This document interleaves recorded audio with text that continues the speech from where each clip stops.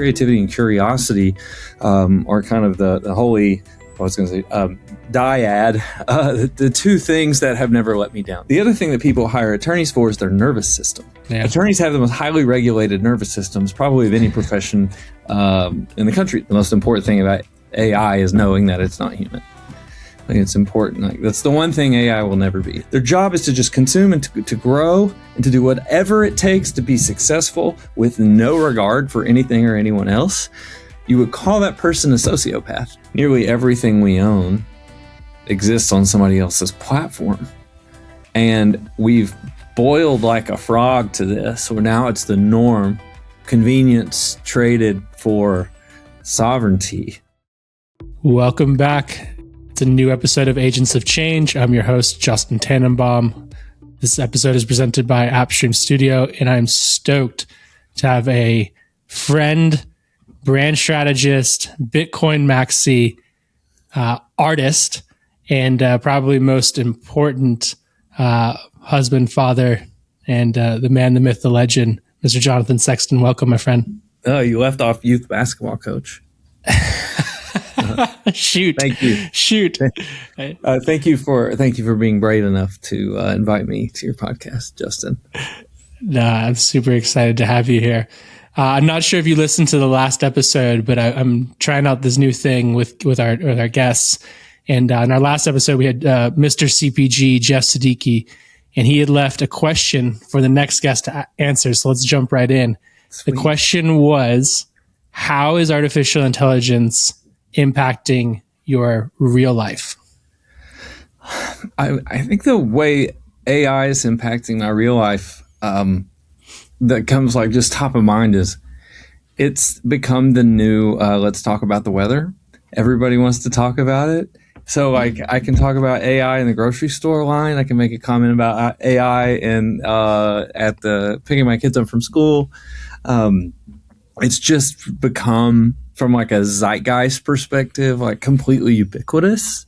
And I've had some resistance to that. So sometimes I'll try and steer it another way. But also recently, I guess maybe I'm giving in. I'm like, okay, well, this is what it is. I mean, it is ultimately incredibly fascinating. We are at an epoch of, of society, of human civilization that's happening right now. So, might as well lean into it. Might as well lean into it.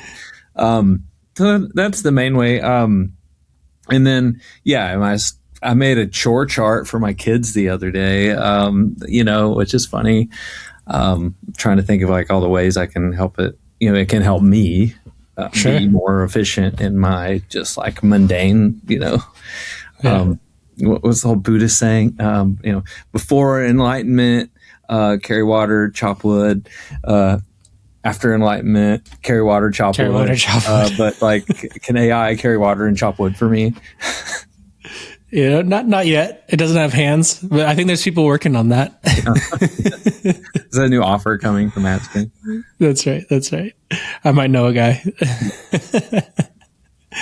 That's amazing. Well, I'm super stoked to have you on here, as I think we haven't known each other too long, but had an immediate connection and friendship around entrepreneurship, the Tennessee Vols, and kind of kindred souls, it may say, with regards to sovereignty, spirituality, financial instruments, if you will. Kind of would love to hear kind of your background. And I actually just found this out. I had no idea that you were actually a musician, singer-songwriter, artist first, before any of the technology, marketing, strategy, agency, world that you run in. What's your origin story?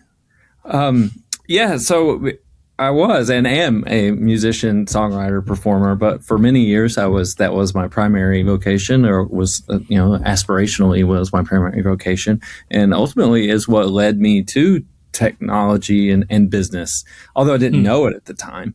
My first touch with technology was, if you're going to be in a band, you need to have a website, because that's where people will go and listen to your music. Dating myself, but at the time that was the case. Also, if you wanted to, and maybe more importantly, reach out to a bar and you want to, like, hey, I want my band to play.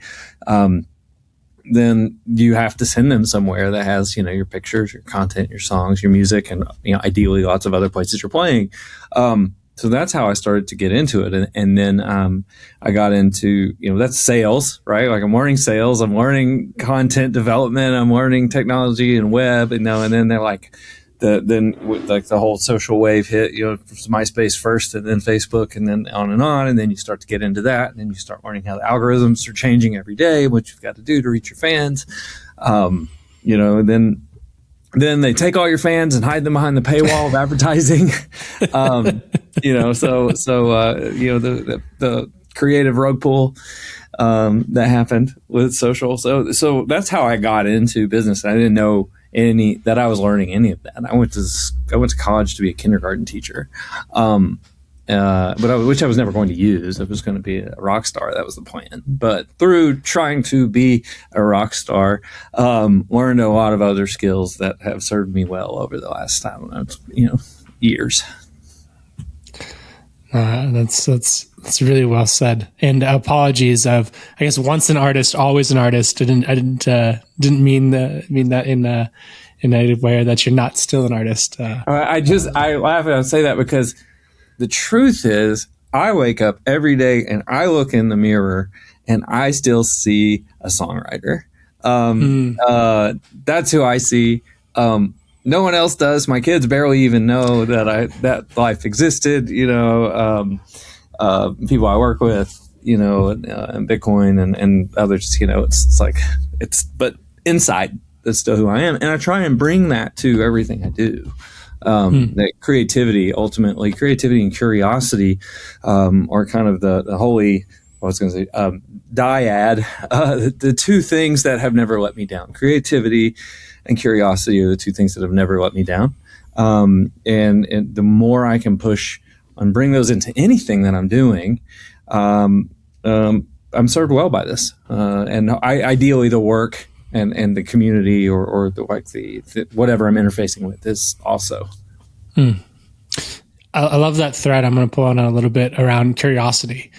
There's something I talk about a lot about as a leader of a company, and me and my business partner Lucas talk a lot about in recruiting and hiring around curiosity and, more importantly, agency. Right?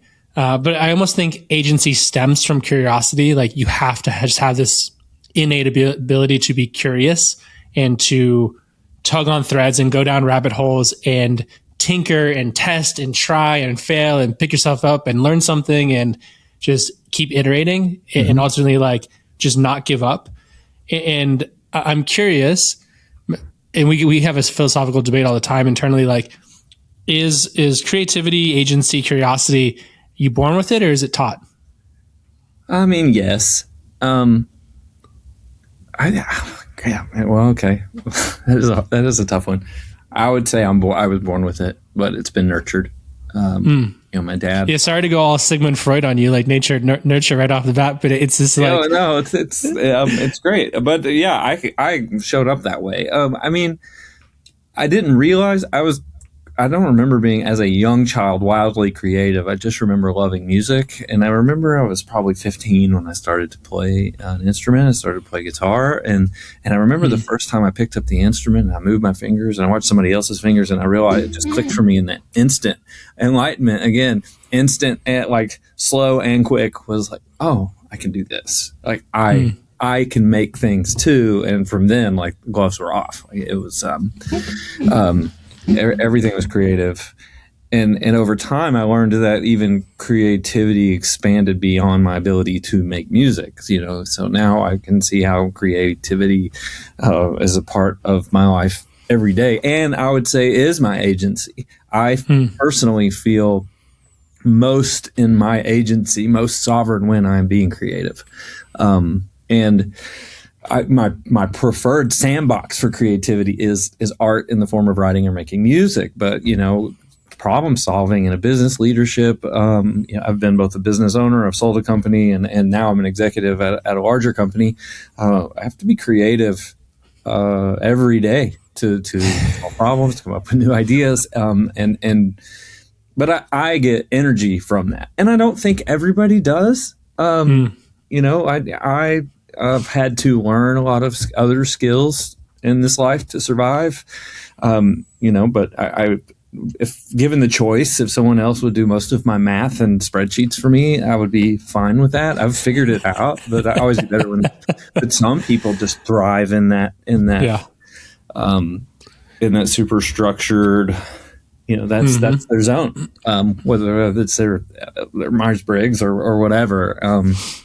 Fortunately, building good teams or getting anything done is ultimately about kind of building the right recipe of those different skill sets, and having them in kind of a container that will allow the ingredients to work well together and come up with something great. Yeah, well said. I this isn't an original thought, so I can't take credit for it. But I was reading something that sparked this. So I'm going to paraphrase, but it was agency and creativity might be kind of like the last thing we as humans have when it comes, at least when it comes to software development work.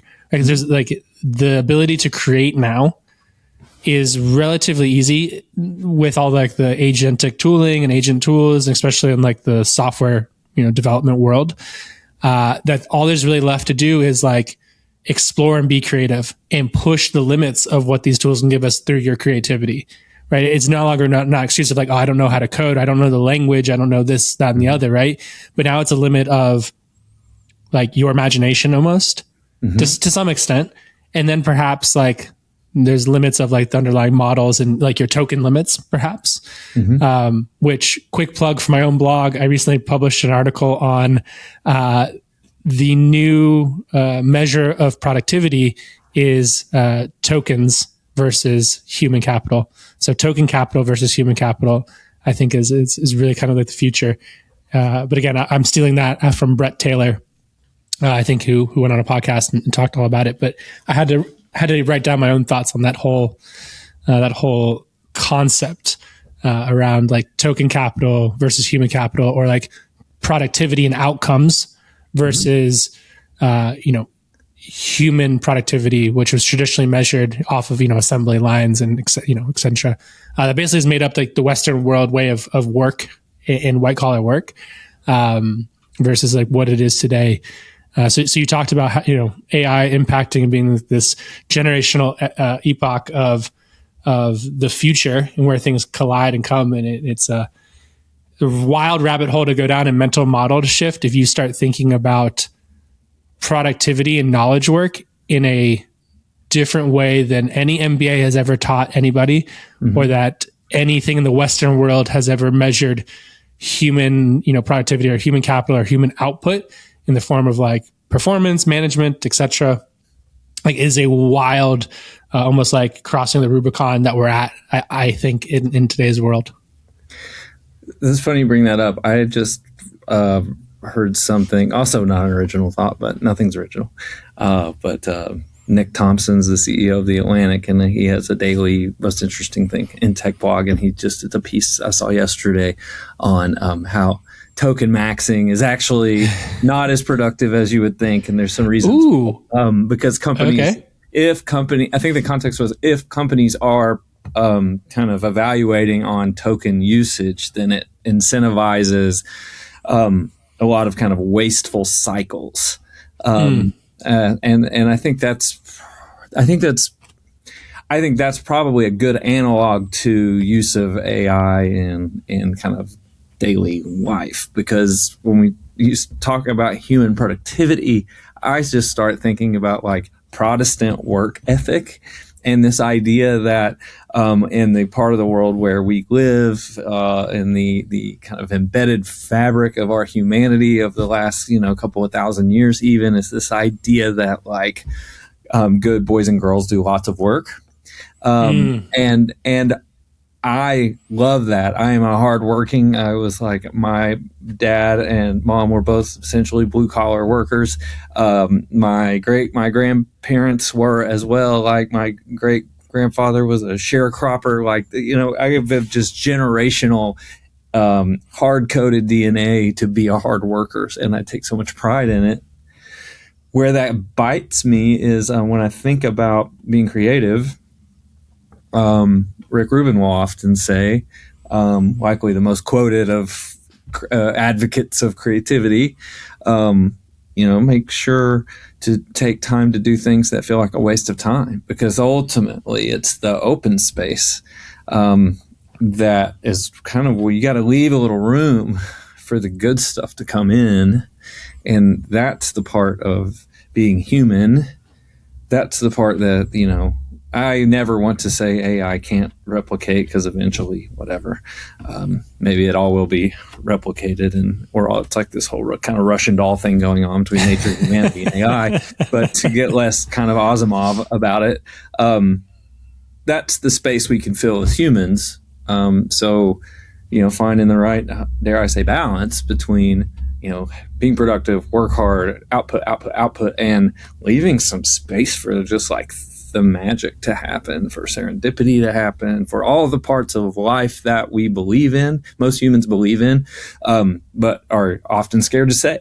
The things in life we believe in that aren't based on any sort of like empirical data, because that's the part of being human that's it'll take a while for Claude to model being spiritual. Yeah. Oh man. Yeah, it's crazy what we're seeing. I guess yesterday's announcement with like all the legal introductions to Claude and all the Yes. all the I think it was Harvey and Legora. Everyone's like integrated now with Claude, and Claude's basically built their own skills for legal work, and they see this as like the new pillar of Claude and everything. And sorry, go ahead. I cut you off. Oh, no. I just saw that. One thing, I was laughing because this is happening so fast that our conversation will likely be out of date in 6 weeks on this part. So what's lasting in that? I was just thinking about, what do people hire attorneys for?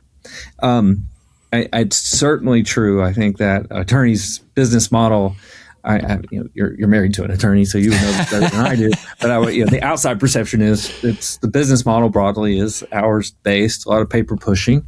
It's expertise and knowledge. I would say that's all kind of in flux now. For today, I would still want an attorney to look over what the model did, but ideally that should be quicker. What's more interesting to me, though, is the other part of being an attorney that an AI can never do. The other thing that people hire attorneys for is their nervous system. Attorneys have the most highly regulated nervous systems, probably of any profession in the country. They are trained to argue, to fight, to debate, and to be completely calm about it. While I think most people, or many people, and maybe this is just like a Southern thing, but I don't think it is. There's this kind of like pervasive niceness, a fear of conflict, and basically when you have an attorney to go and fight for you, to go have a literal confrontation, a hard conversation with someone about a very uncomfortable topic on your behalf, that part will, again, it'll take a little while for that part to be fully eradicated. And so it's like when you were talking about agency earlier, I was thinking about this same thing, this kind of idea that the human nervous system, if in an AI or in today's world, there are no limits to what anyone can do, what will actually prevent people from doing, fulfilling their desired potential? I'll say desired potential, because ultimately, like, what's the life you want to live and how do you go live it? And what do you need to do to accomplish that? And most of the times it's not hard skills that interfere with that. It's things that, it's hard-coded, it's limiting beliefs. It's those kinds of things. And again, can AI kind of help with some of that? Absolutely. But there's still going to be an embodied experience that we have, and things like emotions to overcome. It's like, hopefully people still have to believe that they're capable of doing something in order to execute it. Yeah. I say this, the following based off of a prep call, and not something you said earlier, but I think it relates. It seems you've given a lot of thought around like the tension between humanity and technology, or like humanity and artificial intelligence. And I'm curious if you wanted to dive deeper in there, kind of, tangentially related to what you were just saying, but yeah. So I just read something yesterday by a friend of mine, Ian Rogers, wrote, and he was talking about how the most important thing about AI is knowing that it's not human. Like, it's important. Like, that's the one thing AI will never be, is human. And it's important to kind of know that difference.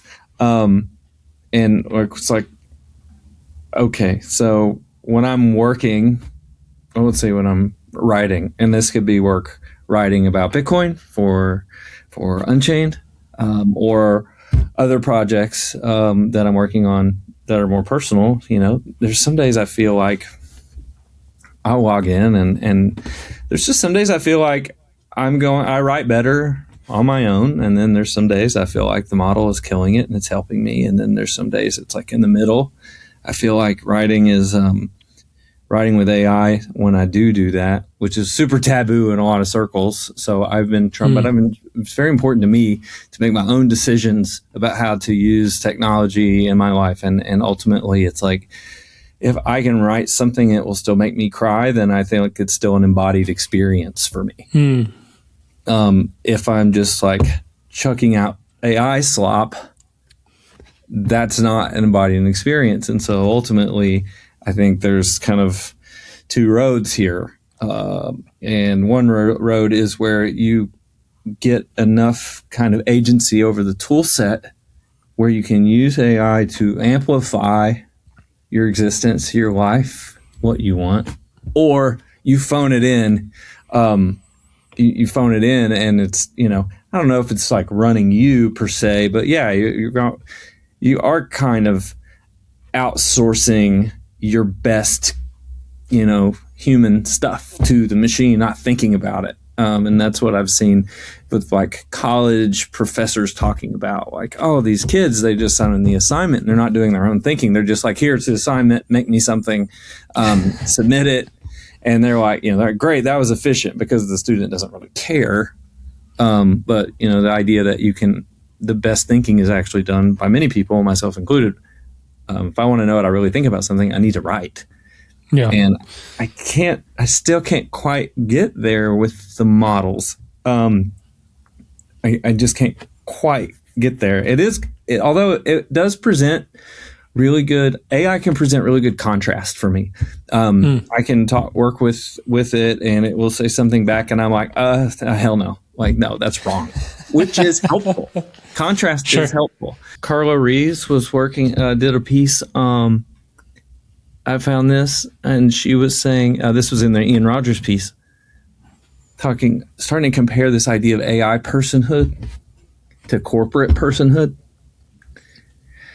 And if you think about it from back to the legal piece of this, corporate personhood changed everything.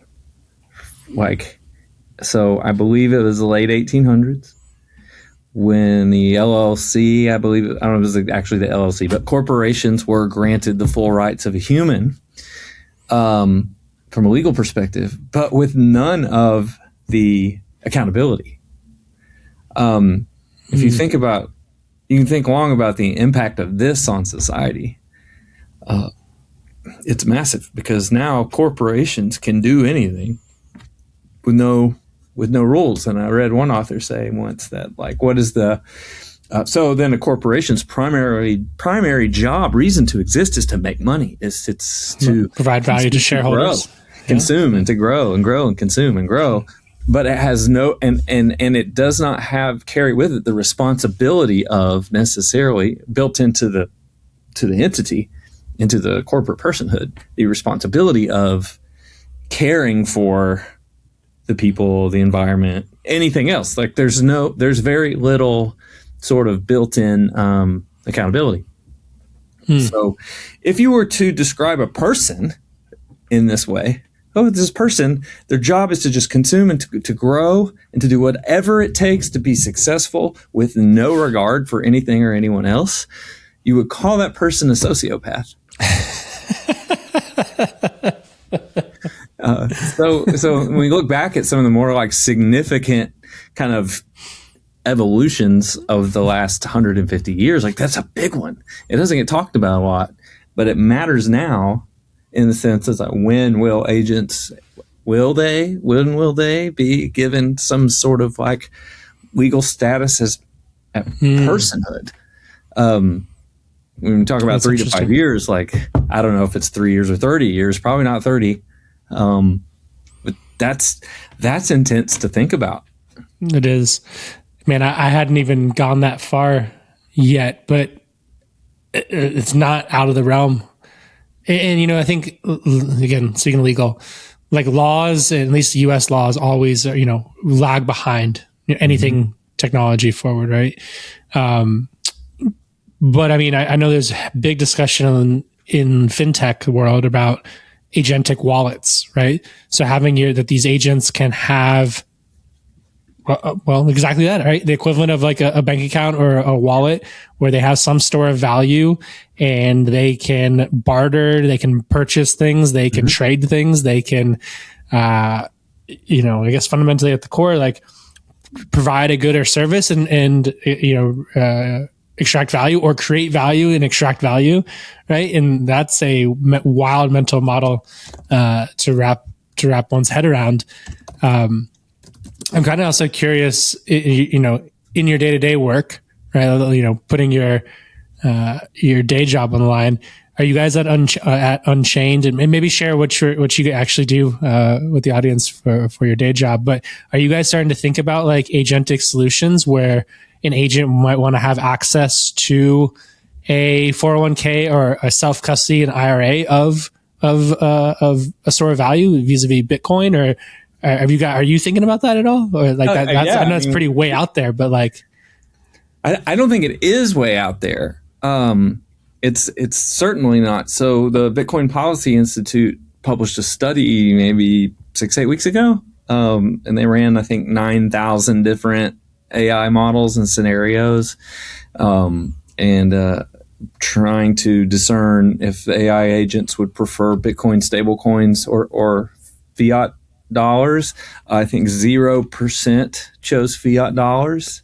No way. And overwhelmingly, let's see, I've got the data here. Bitcoin won 48% of the responses overall, out of the models. And but the interesting thing is stablecoins led from a payments layer perspective, but Bitcoin has a long-term store of value. So it makes sense that an AI model would prefer Bitcoin because it's uninflatable. It's not controlled by centralized entities. It's like an open monetary network. So it's the perfect solution for an AI agent because it ultimately is the least manipulatable money. So the only probably layer of abstraction there is just like speed, network speed, being fast enough to produce the volume. That's where stablecoins come in. So was it 52% stablecoins, or was it something else?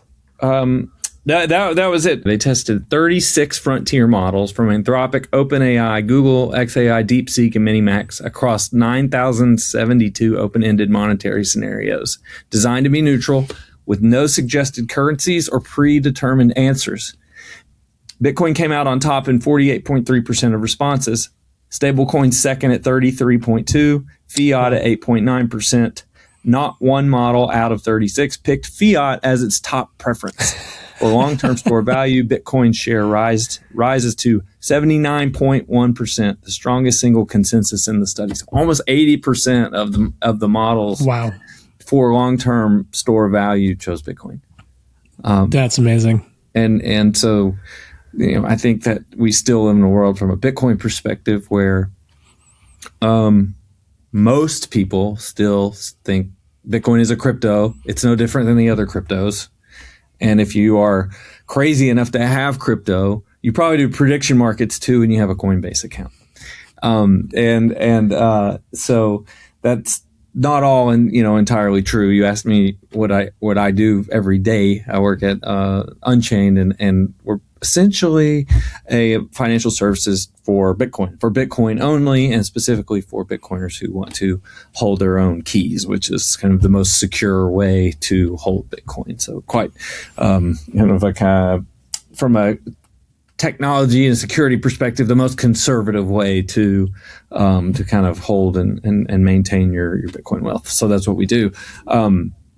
So yeah, we talk about this all the time because when Bitcoin lives in 4-year cycles. The data suggests many people, like Michael Saylor, say that the 4-year cycle is over. I haven't seen that yet.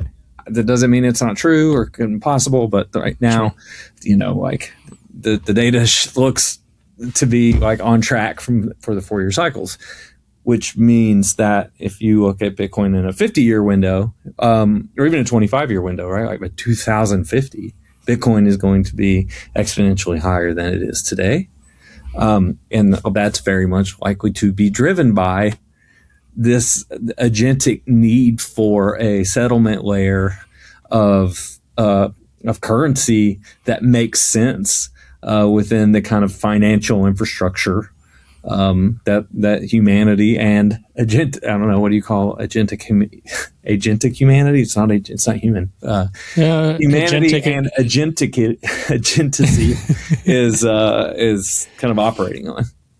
Yeah. No, it's is fascinating. You and I both just got back from Bitcoin Conf, Bitcoin 26 in Vegas. Do you have any takeaways from it? I had a few, but I wanted to toss it to yourself first before. Bitcoin is just a wonderful community. That's my big takeaway. Those conferences kind of go up and down with the cycles. So when Bitcoin's way up, it's more exciting. There's a lot of new people there. Years where Bitcoin's down, even though down is still was the current down is like all-time high of whatever two years ago. But sentiment is kind of meh right now. Partially that's also driven by AI. Everyone wants to talk about AI. Bitcoin's not as interesting as it was. Bitcoin's in year 15, year 16, whatever. And it's like getting that's right. That's right. It's got a driver's license now, and it can legally drive. And you've got all these corporations. All of Wall Street's now has some Bitcoin derivative or ETF or something, and it's lost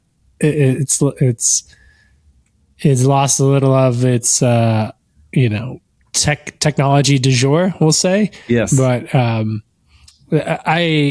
well said on the Bitcoin community is awesome. So this is my second Bitcoin conference that I went to B24 in Nashville, B26 in Vegas. So cool to see, 15,000, 16,000, whatever the official numbers are of people there. The community is amazing. Bitcoiners, while we are a interesting bunch, right, in terms of perhaps financial beliefs, political beliefs, religious beliefs, etc., and maybe zealots, you could argue it in some regard. Everyone's a super welcoming and friendly, and it's a really cool, close-knit community.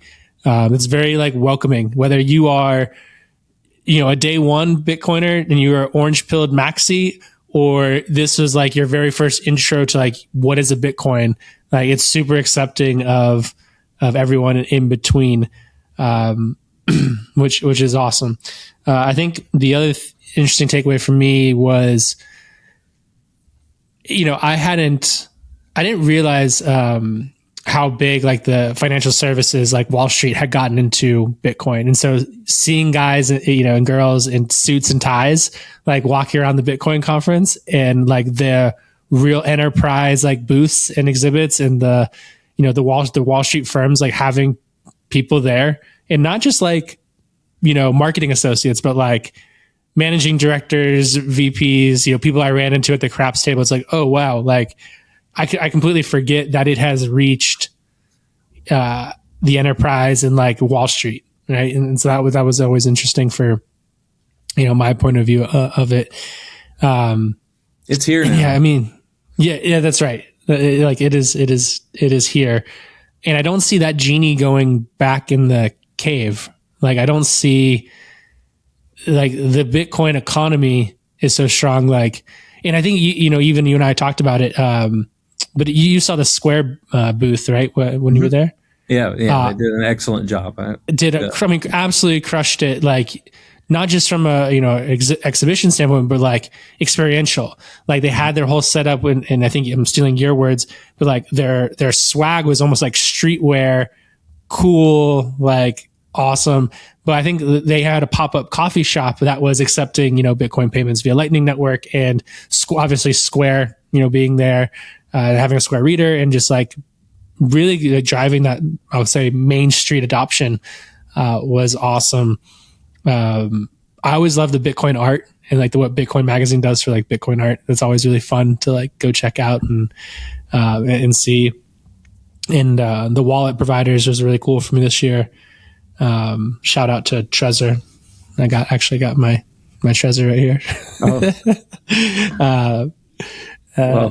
While you're shouting out Trezor, who I love Trezor, they're great partners of ours. Also, I think the block team did fantastic. The whole streetwear vibe. I will shout out my friends at Ledger in Paris who were doing the streetwear thing a few years ago. That's true. As well, but they're not Bitcoin only, which sometimes rubs Bitcoiners the wrong way. But it's there's a lot of great companies in the space ultimately, and going back to the community that is the Bitcoin community, it's special, and it is it's kind of cultish, it's cultish in the best possible way, but it's I do think it's so important, and we are there now. Every major financial institution, the top financial institutions, are launching ETFs. They're hiring for infrastructure. They're putting the pieces in place. You don't walk backwards from that. Not that I know of in the, at least while it's been in existence. There's no going back from that. And then the other piece you mentioned where, now Block Square Cash App is making it impossible for, if you own a coffee shop, to accept Bitcoin payments like natively. That's one of those things where you look back in a few years from now and say, like, that that was potentially a big turning point, because it's easy now. I mean, it's been the challenge with Bitcoin all along is it's difficult to understand. It's difficult to understand. It's hard to use, and it's largely been positioned as a kind of high risk stock for weirdos.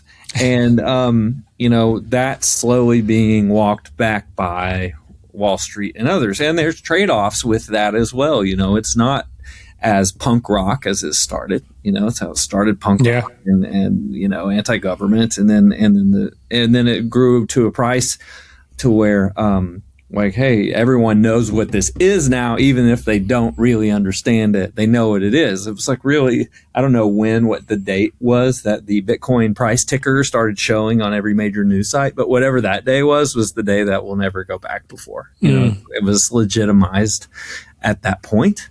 And now we're at what I call the integration era, where it's just becoming part of the financial infrastructure, not separate. It was this separate, held away thing for so long, and now, like, every day there is just more integration, and then proliferation of AI is only going, and agentic AI that needs to make payments on behalf of you or for you. Like, hey, Claude, book me a flight to wherever. You're going to need a currency, and Bitcoin's ultimately going to win out there, probably by process of elimination. We have to go through stable coins first? Yes. CBDCs, that's probably a topic for a completely other podcast, but ultimately the belief is, like, based on its pure laws and principles that govern it as a sovereign asset, will allow it to be the tool that ultimately wins out. And when it does, the currency that wins out, and when it does, I mean, one would have to assume that price will follow.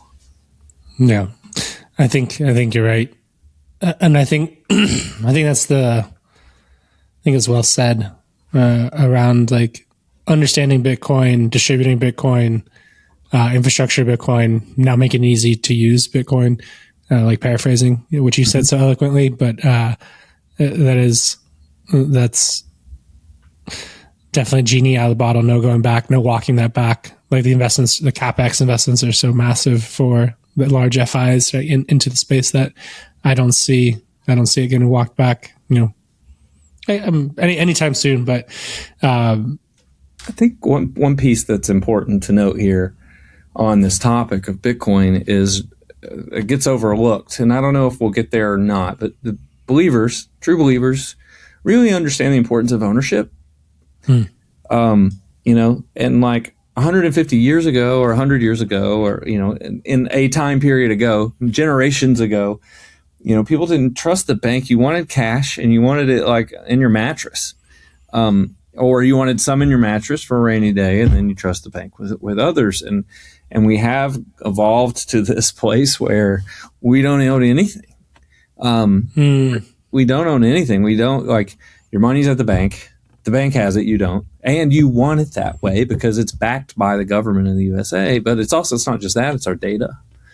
It's like my emails, my pictures, my entire, nearly more percentage of our, let me say this again.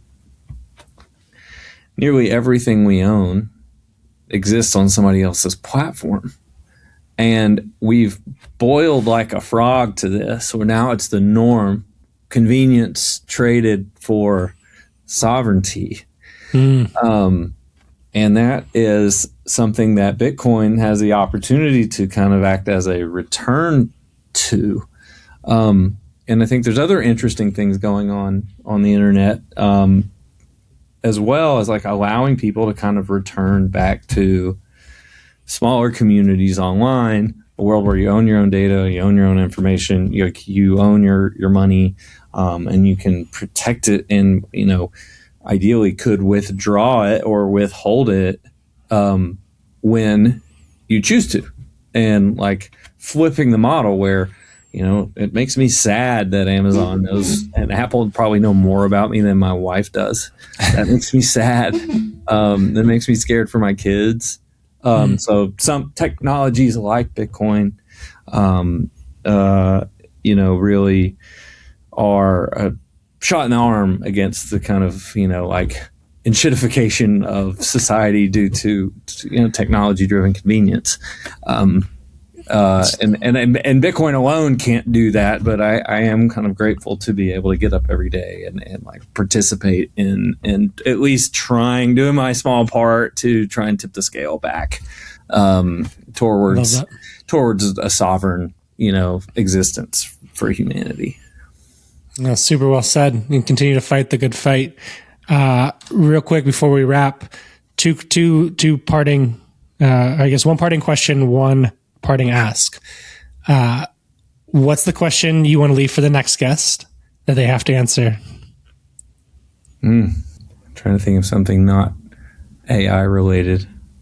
Well, okay. What's the most important song of the last 25 years? Ooh, I love that. Absolutely love that.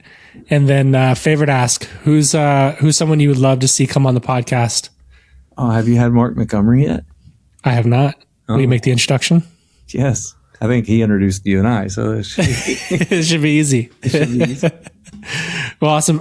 Jonathan, where can people find you online? Should they want to learn more about you, learn more about Unchained, or reach out to you if they have any questions? Yeah, so I can be found on LinkedIn.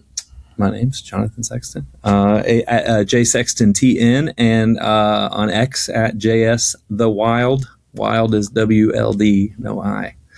Vowels are expensive on the internet these days. That's right. Well, awesome, brother. This was great. Thank you so much for your time. Yeah, thanks for having me.